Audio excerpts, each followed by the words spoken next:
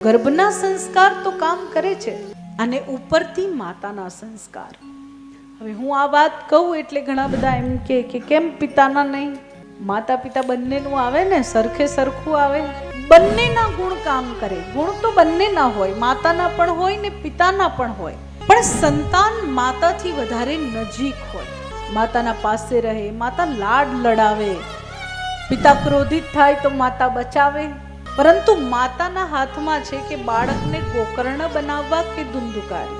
જો ધૂંધલીએ ધુંધુકારીને અતિશય છૂટ ના આપી હોત, જો ધૂંધલીએ ધુંધુકારી જ્યારે પહેલી વાર ચોરી કરીને લાવ્યા ત્યારે જ એક પ્રસાદી આપી હોત, ત્યારે જ દંડ આપ્યો હોત, તો કદાચ ધુંધુકારી બનત જ નહીં. ગોકર્ણજી પિતા સાથે રહીને મોટા થયા છે. ધૂંધલીને કોઈ એટલો બધો લગાવ, એટલી બધી લાગણી નથી. પણ આત્મદેવ કેવા છે? આટલા વાગે જાગવાનું જ છે, આટલા વાગે આ કરવાનું જ છે, આટલા વાગે આ થશે જ. અને અત્યારે હું ઘણા માતા પિતાઓને જોઉં છું કે જે પોતાના બાળકને એ રીતે ટ્રેન કરે છે કે આટલા વાગે જાગવું જ પડશે, આટલા વાગે આ કરવું પડશે. અને એમના નાના નાના બાળકો જુઓ, આજે વિશ્વ લેવલે નામ બનાવીને બેઠા છે. ક્યારે? સંસ્કાર માતા પિતાના એવા છે ત્યારે.